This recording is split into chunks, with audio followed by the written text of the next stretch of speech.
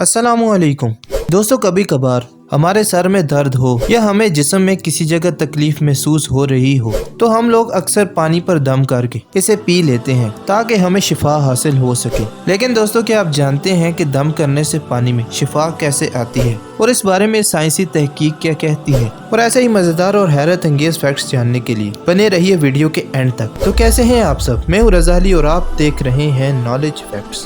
दोस्तों, क्या आपने कभी सोचा है कि दम करने से पानी में शिफा कैसे आती है और इस बारे में साइंस क्या कहती है? अगर नहीं जानते तो आइए जानते हैं। दोस्तों, पानी का अपना ना कोई रंग होता है और ना ही कोई स्मेल और ये ना ही कोई ठोस माया है, बल्कि पानी हर चीज के असर को अपने अंदर जज्ब कर लेता है और जिस चीज में डालो वही मायत इख्तियार कर लेता है। एक जापानी साइंसदान डॉक्टर मसारू इमोटो ने पानी पर मुख्तलिफ तजर्बे किए, जिसका अहवाल उनकी किताब the hidden message in water में बयान किया गया है, जिसका उर्दू तर्जुमा मोहम्मद अली सैयद ने अपनी किताब पानी के अजायबात में बड़े दिलचस्प अंदाज में किया है, जिसे पढ़कर हमें शुक्र और नाशुक्री के अल्फाज के हैरान कुन असरात का अंदाजा होता है। दोस्तों, इस जापानी साइंसदान ने पानी को अपनी लेबोरेटरी में बर्फ के जर्रात यानी कि क्रिस्टल्स की शक्ल में जमाने का काम शुरू किया। इस मकसद के लिए उसने डिस्टिल्ड वाटर, नलके के पानी और दरिया और झील के पानियों के नमूने लिए और उन्हें बर्फ के जर्रात यानी कि क्रिस्टल्स की शक्ल में जमाया। इस तजर्बे से उसे मालूम हुआ कि पानी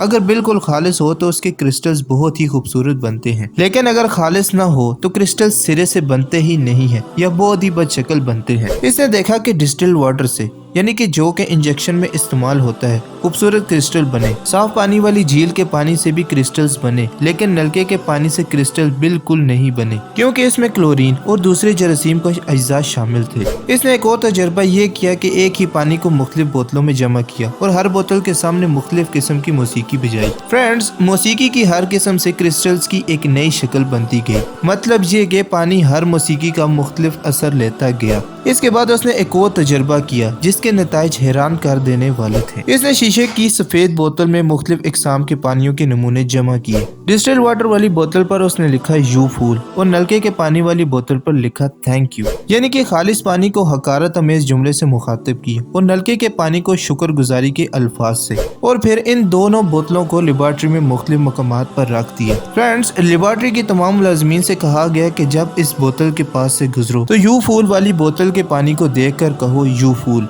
और थैंक यू वाली बोतल के पास ठहर कर सीने पर हाथ रखकर झुक जाओ और बड़ी शुक्रगुजारी के साथ इससे कहो थैंक यू। दोस्तों, ये अमल 25 दिन जारी रहा और दोस्तों 25वें दिन दोनों बोतलों के पानियों को बर्फ बनाने के अमल से गुजारा गया और जब इनके नताइज सामने आए तो वो हैरान कर देने वाले थे। डिस्टिल्ड वाटर से जो कि खालिस पानी था और इससे पहले इस पानी से बहुत ही खूबसूरत क्रिस्टल बने थे। क्रिस्टल तो बन गए लेकिन इंतहाई बदशक्ल।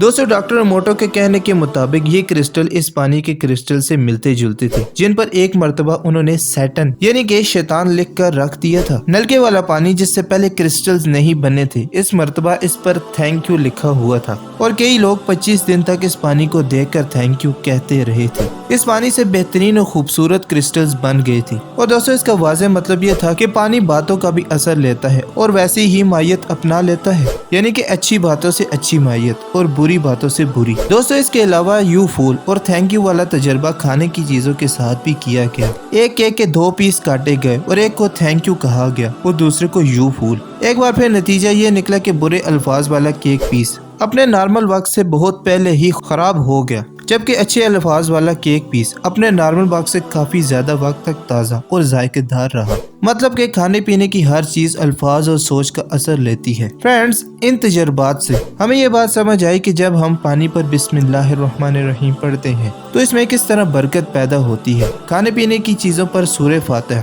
या कोई भी कलाम पाक पढ़ते हैं तो पानी की मायत किस तरह तब्दील होकर पीने वाले को शिफा देती है। जब हम रोटी के हर लुक़मे पर अल्लाह का नाम या वाजिद पढ़कर खाते हैं तो वो किस तरह से हमारे अंदर नूर पैदा करता है। लेकिन दोस्तों, यहाँ पर एक और तजिया भी सामने आता है कि हम खाने पीने की अशिया सामने रख कर जो बोलते हैं और जो सोचते हैं, हमारे खाने इसका भी असर लेते हैं, यानी कि मनफी सोच और मनफी बातों का बुरा असर और अच्छी बातों का अच्छा असर। दोस्तों, खाने के दौरान लोगों की ग़ीबत करेंगे तो खाना बुरा असर लेगा और यही खाना हमारे पेट में जाएगा। दोस्तों, यकीनन ये वीडियो आप सब के लिए बहुत ही दिलचस्प रही होगी। दोस्तों, आपको ये वीडियो कैसी लगी नीचे कमेंट बॉक्स में हमें जरूर बताइएगा और हाँ, हमारे चैनल यानी कि नॉलेज फैक्ट्स को सब्सक्राइब करते हुए साथ ही मौजूद बेल आइकन पर भी जरूर प्रेस कर दीजिएगा تاکہ ہماری ہر نئی آنے والی ویڈیو کا نوٹیفیکیشن آپ کو آسانی سے مل جائے۔ آج کی اس ویڈیو میں اتنا ہی، آپ سے ملتے ہیں اگلی ویڈیو میں۔ اپنا بہت زیادہ خیال رکھیے گا۔ شکریہ، اللہ حافظ۔